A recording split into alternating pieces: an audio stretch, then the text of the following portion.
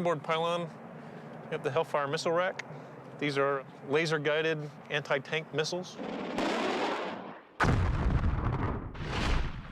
The Apache can be configured to hold multiple rocket pods or missile racks, depending on the mission. The last of the AH-64's weapons is located right underneath the cockpit. Yes, most Apache pilots, this is their favorite weapon system on the aircraft. This is a 30mm chain cannon. Carrying up to 1,200 rounds of ammunition, the chain cannon can fire 600 to 650 anti-personnel rounds a minute. They explode on impact and can punch through trucks and even light armored vehicles. To control the cannon, the pilot uses a monocular eyepiece attached to the helmet that displays targeting information. This connects to the chain cannon and automatically aims where the pilot is looking. Sensors track the movement and direction of the pilot's helmet and direct the cannon where to point. So if I happen to look at a target left, right, up, and down, this gun will move left and right, up and down, and follow it. All you gotta do is pull the trigger. The Apache is also equipped with state-of-the-art sensors located on top of the rotor and on the bottom of the nose that allow pilots to see any enemies that can see them. The part on top of that is a new sight for the longbow radar. It's the fire control radar system. We can look out with a millimeter wave radar, look for tanks in the open, get all that data to our computers. That'll transfer it to a firing solution. Night combat presents few problems for the Apache longbow. This is the Target Acquisition and Designating System, also known as the TADS. It's on the bottom side of this turret. We have a night system right here, which is forward-looking infrared. Uses different temperatures and heat to detect targets. This side is the day TV side for day television. Also has a laser rangefinder and designator for designating targets for laser-guided munitions. On the top here is the pilot night vision sensor. That's purely for flying at nighttime. These sensors allow the Apache pilots to see everything, even who is friend and who is foe. We don't indiscriminately just shoot at people. With this aircraft, because of its digital capability, we can zero in on just those people that are doing bad things. The Apache's extreme lethality also makes it a threat deterrent. The mere presence of the Apache in the sky is often enough to dissuade the enemy from attacking friendly ground forces. Sometimes all it takes is for us to show up and the enemy stops shooting and they disappear. While some Fort Rucker recruits are learning to master the deadly art of flying an Apache, others are learning to fly the UH-60M Black Hawk helicopter. Unlike the Apache that's designed for the specific purpose of attack, the Black Hawk serves a multi-purpose role. This is a UH-60 Mike model Black Hawk, and the UH-60 is a utility helicopter. The UH-60 is probably one of the most versatile aircraft in the Army, and it can conduct mission from ranges of air assault operations and combat, which we can take fully loaded combat soldiers in air assault missions onto the battlefield. And then we can turn around and pick up logistical supplies from sling loading water, pallets or MRE pallets, or ammunition to help resupply soldiers. We can do medevac missions, which is picking up casualties on the battlefield, delivering to the medical treatment facilities, which has drastically increased the survivability on the battlefield. Number 1 and number 2 battery utility bus circuit breakers are in. The Black Hawk helicopter crew includes 2 pilots. To fly it, the pilots must use both hands and feet. The helicopter's superior maneuverability comes with complexity. The key to understanding how to fly a Black Hawk or any helicopter starts at the hub. The hub is a central portion of the rotor system. It's the part where all 4 rotor blades hook together. The hub or rotor disc tilts to give the helicopter directional flight and is controlled by the cyclic. This is the cyclic. This provides us directional control, either at a hover or in a cruise flight mode. With a cyclic, I'm actually tilting the rotor disc in the direction that I'm pushing the cyclic. So therefore, if I'm at a hover and I move the cyclic to the right, then the aircraft rotor disc is going to tilt to the right and I'm going to drift to the right. If I push the cyclic forward, the rotor system is going to tilt forward, the aircraft is going to go into a descent, and I look outside and the houses on the ground are actually getting bigger because I'm getting closer to the ground. To control the lift or thrust of the helicopter, the pilot uses the collective. The flight control that I have in my left hand here is called the collective. And it's called the collective because it collectively puts blade pitch angle into all four rotor blades at the same time. The more pitch I want in the rotor blade, the higher I pull the collective.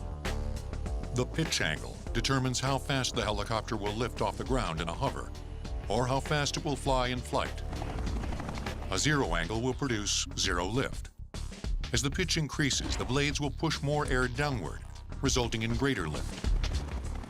Once in the air, the pilot pushes the cyclic forward to start the helicopter in a forward direction.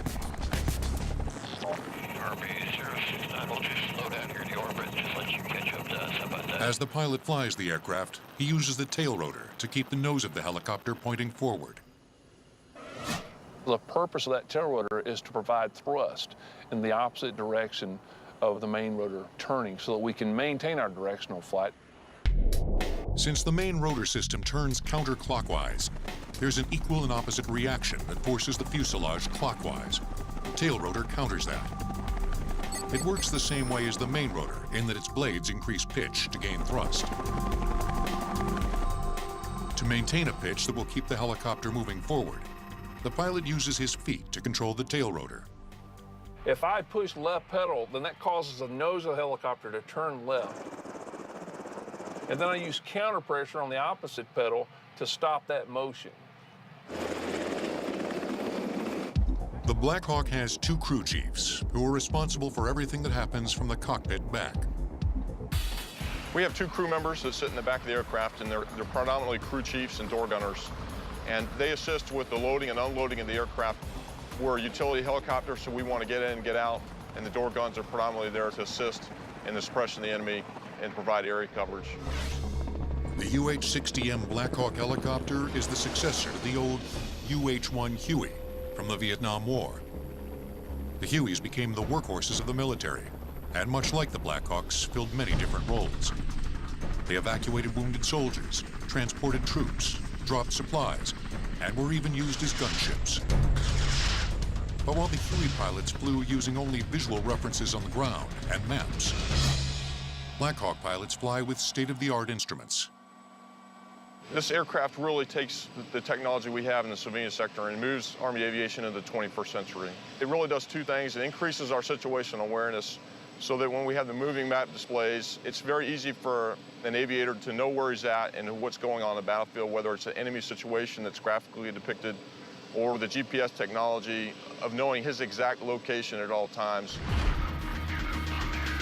Along with modern navigation systems, the Black Hawk incorporates an onboard autopilot system known as a flight director. It allows the helicopter to fly itself. You can actually control the airspeed, altitude, heading, or course, make the aircraft fly a flight plan with the flight director and never touch the conventional flight controls. That reduces the pilot workload and allows the pilot to focus his attention in other areas. These Black Hawks are used for many different operations and even do a little light lifting. But when the military needs to do some heavy lifting, they call in the Marines and their CH-53E Super Stallion. It is a heavy lift helicopter. CH-53 Echo Super Stallion. It's the largest helicopter in the military. It dwarfs some of its flashier cousins. The Black Hawk weighs just over 10,500 pounds and stands 16 feet 10 inches high. The Apache weighs in at nearly 11,500 pounds and stands 12 feet 7 inches high. But the CH-53 weighs over 33,000 pounds and towers nearly 3 stories high at 28 feet. Not only is the CH-53 the largest helicopter in the military, it's also the strongest. The Super Stallion can carry internal loads of up to 20,000 pounds in the cargo hold, or external loads of 32,000 pounds hung underneath the aircraft. It can carry everything from armed troops to armored vehicles. Well, the primary mission of the helicopter is assault support, carrying troops and equipment around the theater or wherever we're operating at to make sure that they get the supplies they need, the equipment, the ammunition, and basically moving Marines around. To complete these missions, it takes 2 pilots and 3 crew chiefs, who are responsible for loading up the inside We call it beans, Band-Aids, and bullets. We can take anything in the back. Or hooking up external loads underneath. It's either a single point lift or a dual point lift.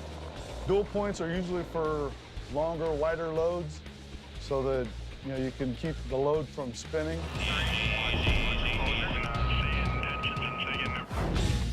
The 7 rotor blades that sit on top of this metal monster are the reason the Super Stallion can carry so much weight. They're so strong that the blades create downward winds in excess of 85 miles an hour. We're up on the rotor head on the CH-53 Echo, and from here out it's about 400 pounds. Put things in perspective, there's 7 of them. That adds up to 2,800 pounds. 2,800 pounds can lift 73,500 pounds. The mechanical muscles that move these blades come in the form of 3 GE engines that produce 12,000 horsepower. We're not worried about how much power we have to pull to make a turn or climb or descend. We've got it there at our fingertips. When you're operating in environments where it's very difficult to travel over roads, especially in the environment we've seen over the last 6 years where IEDs, explosive devices, roadside bombs become a major issue, we're able to move a lot of equipment over the air without that threat to worry about. Nevertheless, in these environments, there's the real threat of being shot down. If the worst happens and the engines fail,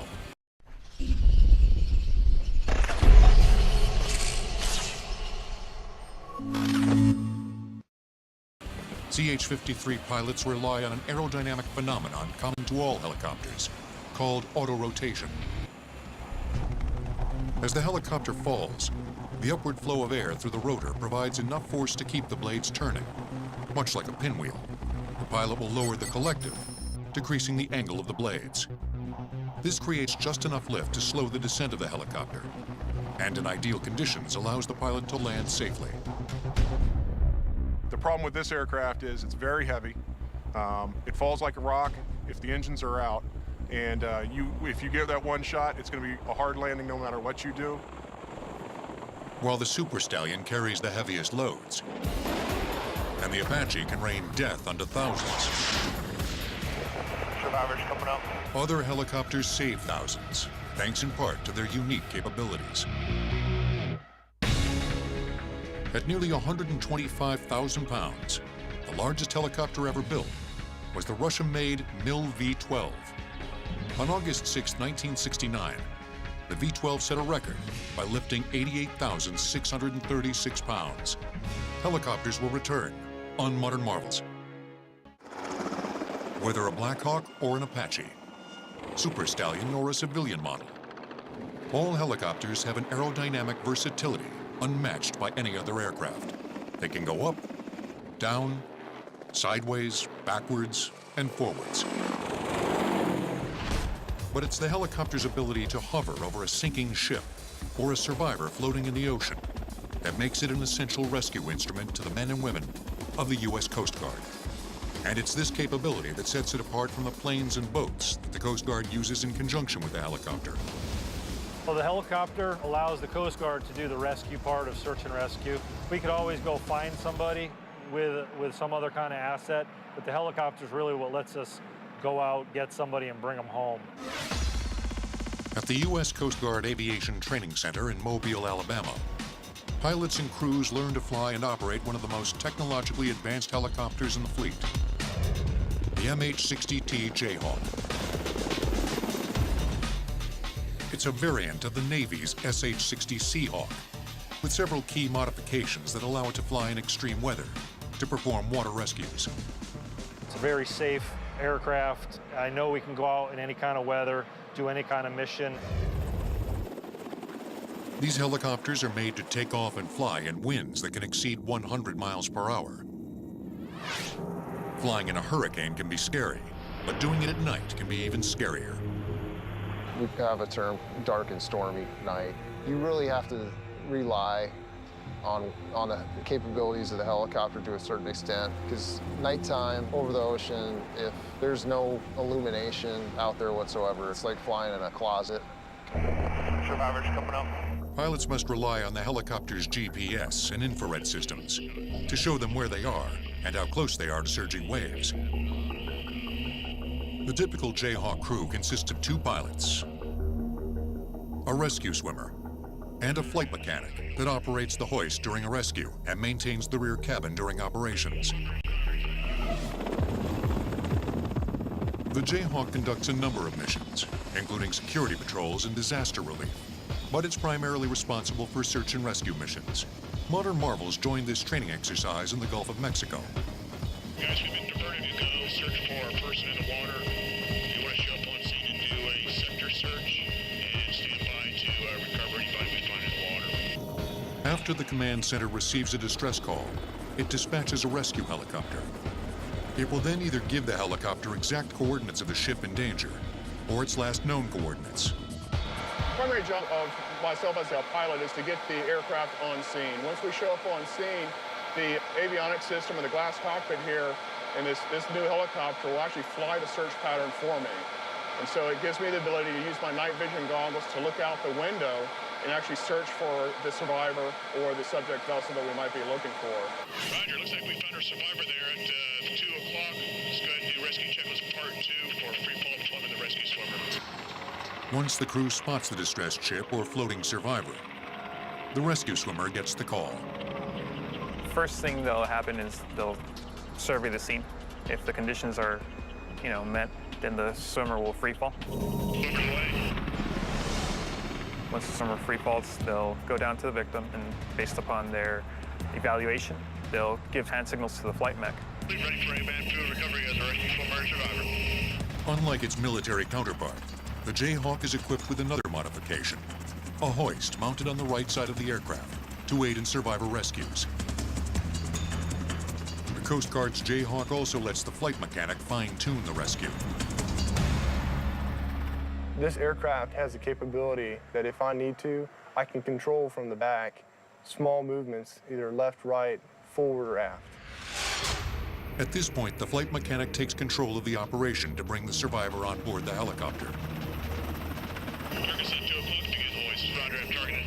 I'm going to hook the hoist hook to the basket, and then I'm going to send it out the door, and I'm going to be advising the pilot as it's going down as to whether it's halfway down or holding 5 feet above the water.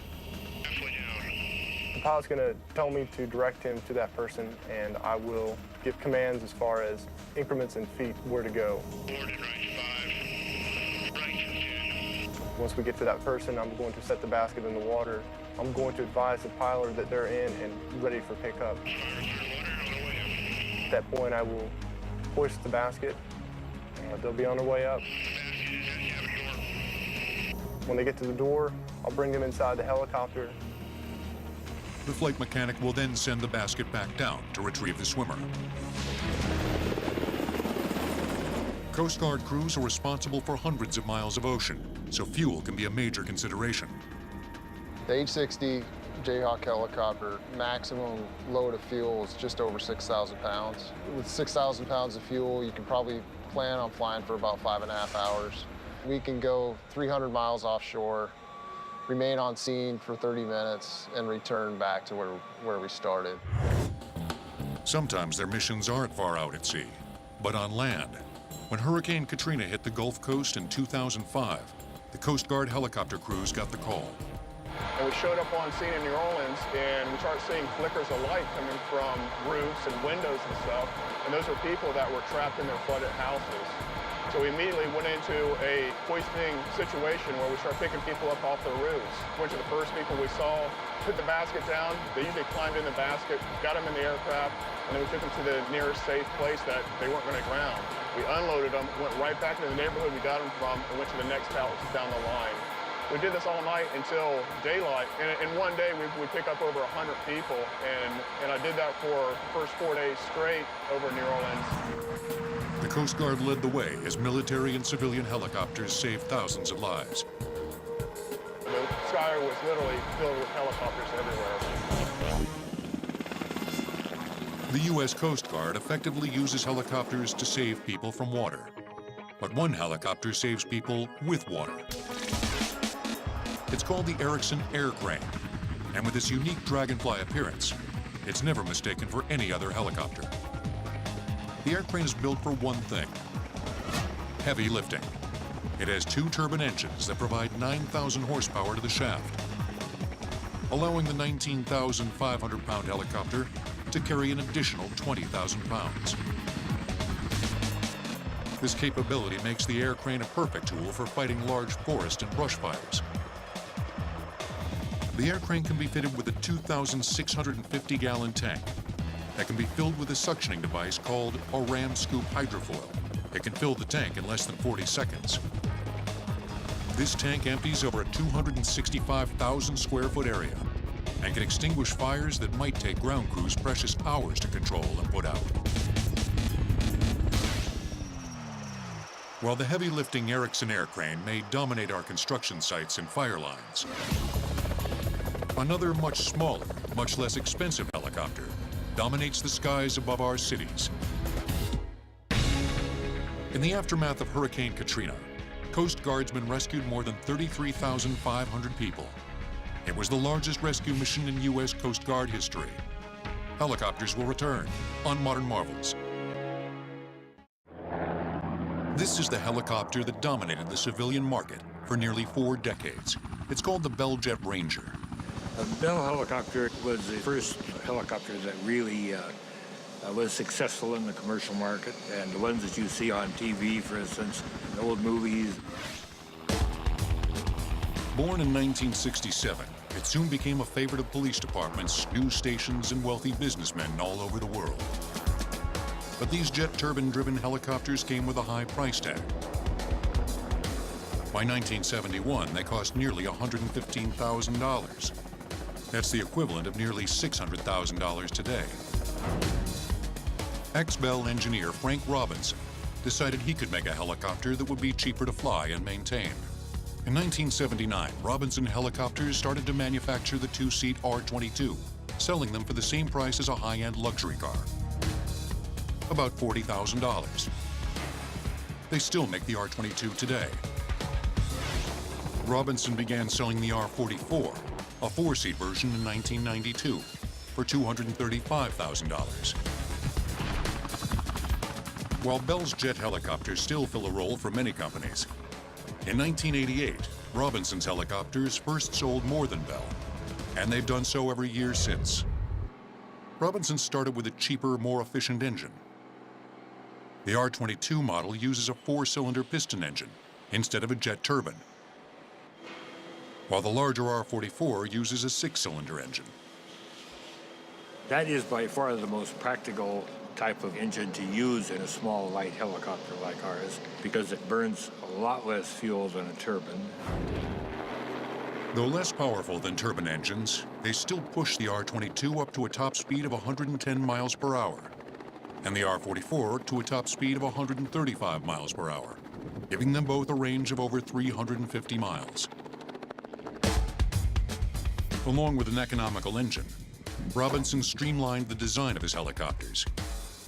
Well, we've kept the design very simple, very lightweight, and yet very, very reliable. The features of our helicopters are designed for efficiency, for speed, to keep the noise level down. And what you probably recognize if you see one flying over, it tells you that it's one of ours. It has a tall mast. The rotor is up considerably higher than the rest of the fuselage, and we do that because it allows us to use a large diameter rotor, which is more efficient than a smaller diameter rotor. The larger mast allows the blades to extend over the aft rotor. But before they fly, they all start out as nuts and bolts and sheet metal. The raw materials come in one door, and they end up going out another door as a finished flying helicopter. Nearly every part of every Robinson helicopter is made in-house and entirely built by hand. And that process starts with cutting and shaping the metal into specific sizes to be sent to the sub-assemblies. This is where all the parts are constructed before being sent to final assembly. Here, parts like the tail boom, rotor blades, cabin, and landing skids are assembled into a complete helicopter shell. and then the helicopter is moved on its landing gear on down the assembly line, getting its electrical harness installed, its gearbox is put in, and the engine is installed. After the helicopter is completely assembled, it's painted, flight tested, and ready for the customer to fly it home. Robinson's simple design allowed the company to produce nearly 900 helicopters in 2008 at its manufacturing facility in Torrance, California. No helicopter manufacturer had ever produced that many in a single year. Of course, they cost a little more now. The R-22 sells for $243,000, and the R-44 for nearly $400,000. One agency that realizes the value of a Robinson helicopter is the El Monte, California Police Department. They maintain a fleet of 3 R-44 helicopters that have been converted for police use. You have a high candle power searchlight, which is used to illuminate ground person at night.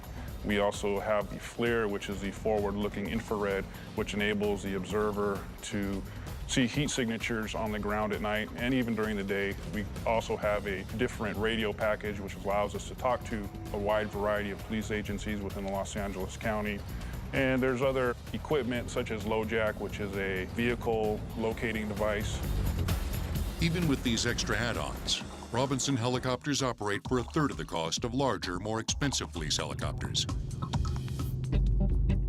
That allows us to have 3 and allows us to stay in business and do what we do best, and that's providing a safe aerial platform and a safe environment for the citizens we serve. Having that helicopter in the sky is equivalent to having anywhere from 5 to 8 ground officers in the area, and also gives the police a significant advantage.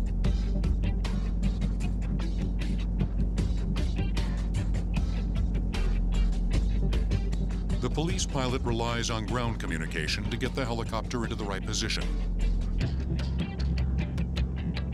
Once he locates the fleeing suspect, the co-pilot or tactical flight officer directs the ground forces. He will also monitor the FLIR system and searchlight at night until the suspect is apprehended.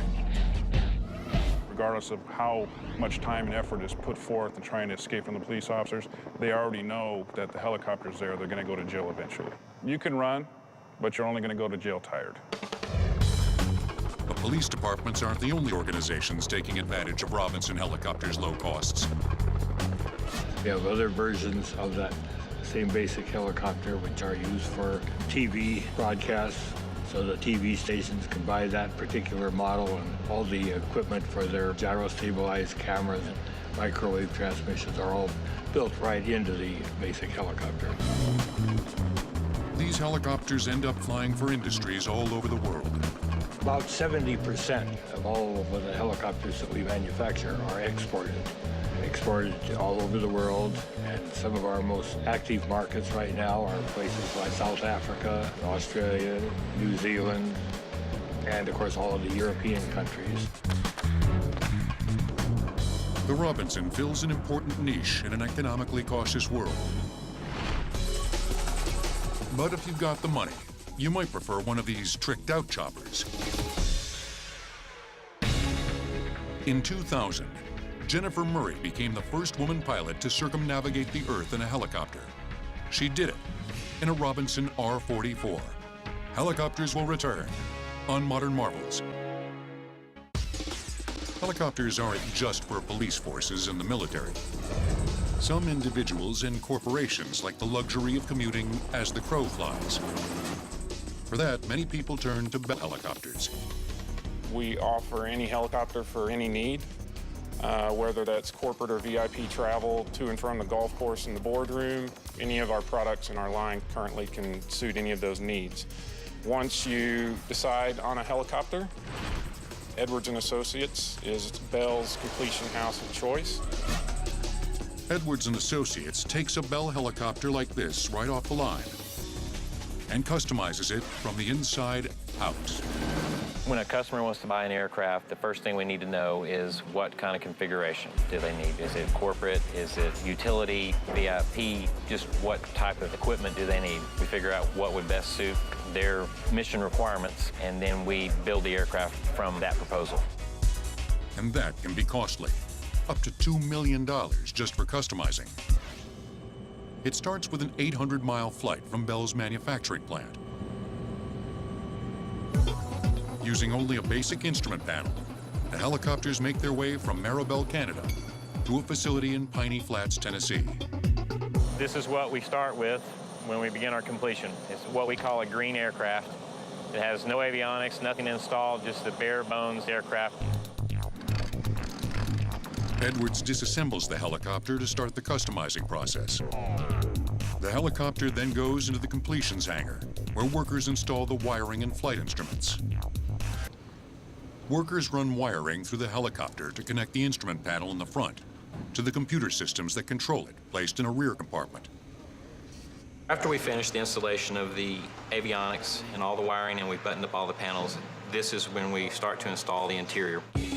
Customizing the interior starts with a plastic trim kit that will cover any wiring or equipment that was previously installed. Next comes carpet.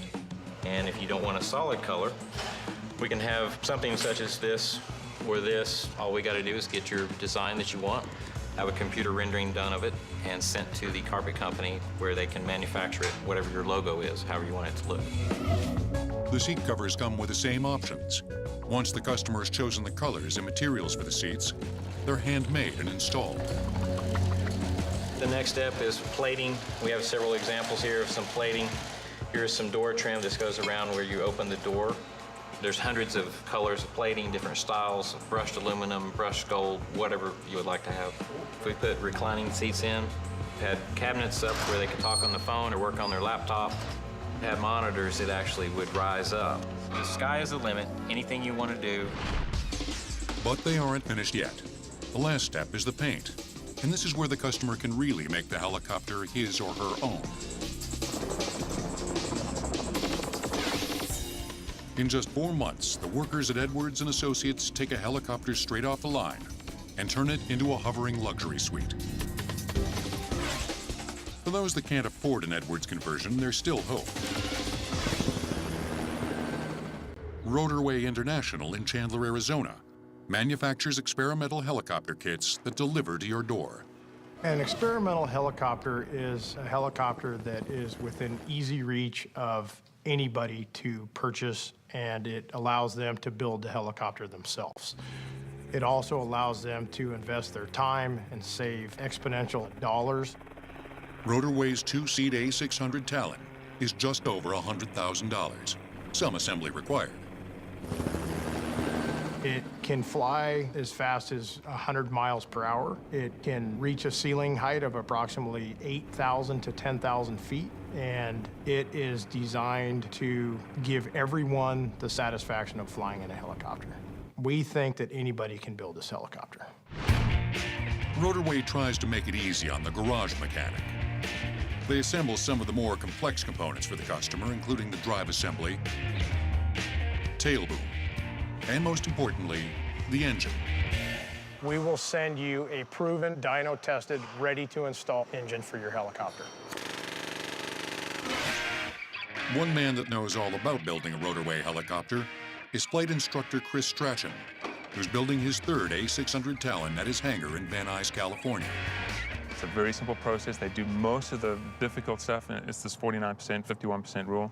The 49% that they do is all the difficult stuff, and then the other 51 is you just putting bolts together and brackets and actually putting it together. It's almost like you just need your normal tools that you have in your backyard. That's pretty much all you need. Here at the factory, we make the parts cards where we take each part that you need, put it on the parts card, laminate it, put it in your crate, and you're good to go. Each parts card has a specific label on them with on your blueprints, explains to you exactly where each part needs to go. What I really liked is rather than getting a box of bolts, they kind of shrink wrap them onto the card, each bolt with a number, exactly where it goes. As a first-time builder, we supply you with construction manuals and videos, which take you step by step through each phase. Then it's up to the customer. First step, order stage 1 of 4 shipments of crates. The customer then decides when to receive the next shipment. When you are ready for stage 2 of your helicopter kit, it will include some very high-end components, which are the drive and main drive systems and the body. The main drive system is a very intricate part of the helicopter, and that is the second step you will take. The drive assembly is what links the engine to the rotor blades. The helicopter begins to take shape at this stage. Once you receive Group 3, that will include your tail rotor system, some of your main drive pulleys, your oil system, and your engine cooling system. 4 will include your engine, your rotor blades, and your ignition system. Once you receive this final stage, you will pretty much be able to complete your helicopter. Rotorway says the average builder takes 400 to 650 hours to complete his helicopter. Rotorway monitors each stage. We will not allow you to go to the next stage of your build until we feel confident that you've reached the goal or accomplished what we are asking you to accomplish before the next stage is taken on. Once the helicopter is completely built, it still can't be flown. The customer must contact a local FAA representative and have them look over the helicopter.